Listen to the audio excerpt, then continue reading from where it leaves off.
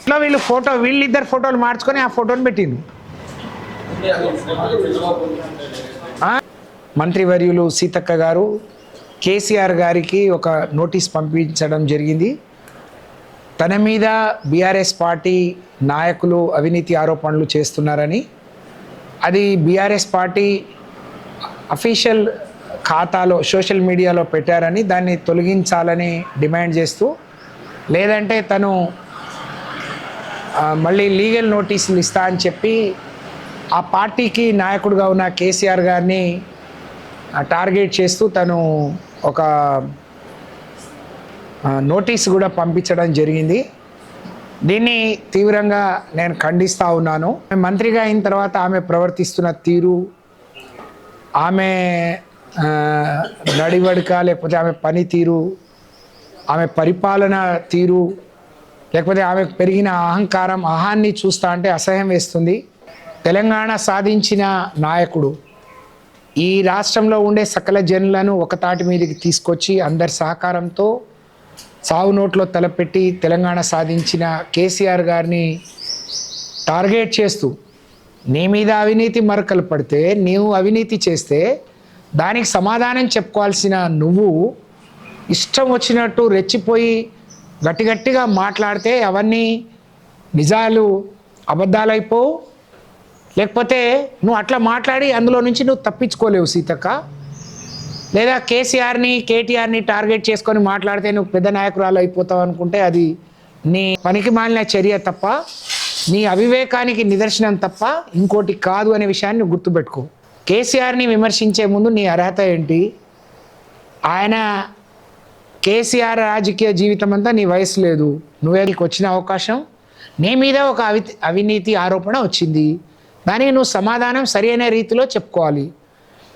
నిజంగా మహిళా శిశు సంక్షేమ శాఖలో సెల్ ఫోన్ల కొనుగోలులో పెద్ద ఎత్తున అవినీతి జరిగింది, డబ్బులు చేతులు మారాయి అని నీ మీద వచ్చిన ఆరోపణ.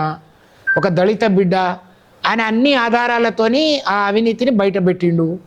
దానికి నువ్వు అది కాదని ఏ విధంగా నిరూపిస్తావో ఆయనలాగా నువ్వు ఆధారాలతో నిరూపించు. కానీ ఆయనను పట్టుకొని చెప్పు తెగుతుంది, చెప్పు తీసుకొని కొడతా, ఇదా నువ్వు నేర్చుకున్న సంస్కారం? 38,000 పైచీలకు నేను మీకు ఆధారాలతో ఇస్తాను. సెల్ ఫోన్లు కొంటే ఎంత సిగ్గుచేటంటే 4G ఇచ్చి ఆంధ్రప్రదేశ్లో 5G ఇస్తే ఆ ఫోటోలు తెలంగాణలో ప్రచారం చేసుకుంటున్నారు. ఇంత దిక్కుమాలిన చర్య. ఆంధ్రప్రదేశ్లో 5G ఇచ్చిండు, ఆ 5G ఆంధ్రప్రదేశ్ ఫోటోలను తెలంగాణలో ఇచ్చినట్టు 4G ఇచ్చి ఫోటోలు చూపించుకున్నాను. అది నీ తప్పు. ఆ ఫోను మార్కెట్లో ఒక సింగిల్ పీస్ కొంటే వితౌట్ GST 6,200, GSTతోని ఉంటే 8,000, వితౌట్ GST 6,990 రూపాయలు. 38,000 కొన్నప్పుడు 6,000 కంటే ఇంకా తగ్గాలి, 5,000 కావాలి, కానీ 14,000 ఎందుకు పోయింది అని ఆయన అడిగాడు. సీతక్కకు ఈ స్కామ్తోని, ఈ అవినీతితోని ప్రమేయం లేకుంటే తను స్ట్రైట్గా అది రద్దు చేయాల. ఎమ్మెల్యేలు అందరూ, మన ఎమ్మెల్యేలు కూడా ఇచ్చుకుంటూ అది 5G అని ప్రచారం చేస్తున్నారు. మీరు మంచిగా విజ్ఞానం డాక్టర్లు, మీకు ఆ 4G 5G ఆ మాత్రం పరిజ్ఞానం ఉంటుందని నేను అనుకుంటున్నా. అంగన్వాడీ టీచర్లను ఎందుకు మోసం చేస్తారు?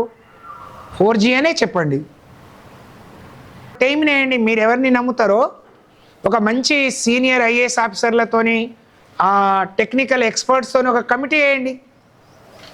ఎక్కడ అవినీతి జరిగిందో వాళ్ళు చెప్తారు, జరగలేదని అంటే మీకు మంచి సర్టిఫికెట్ ఇస్తారు. అది వదిలిపెట్టి చెప్పు తెగుద్ది, చెప్పు తీసుకొని కొడతా, ఇదా మీరు నేర్చుకున్న సంస్కారం? కాంగ్రెస్ పార్టీ ఎప్పుడు అధికారంలోకి వచ్చినా అవినీతి చేయడం, ఈ రాష్ట్రాన్ని దోచుకోవడం, దాచుకోవడం, ఇదే పని.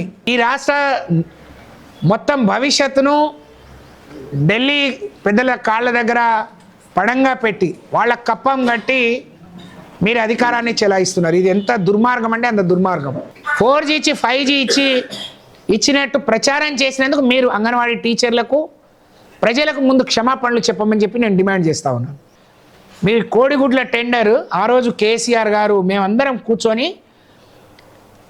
ఈ పిల్లలకు మంచి పౌష్టికాహారం అందాలని కడుపు నిండా అన్నం పెట్టినాం, దాన్ని తీసేసిండ్రు.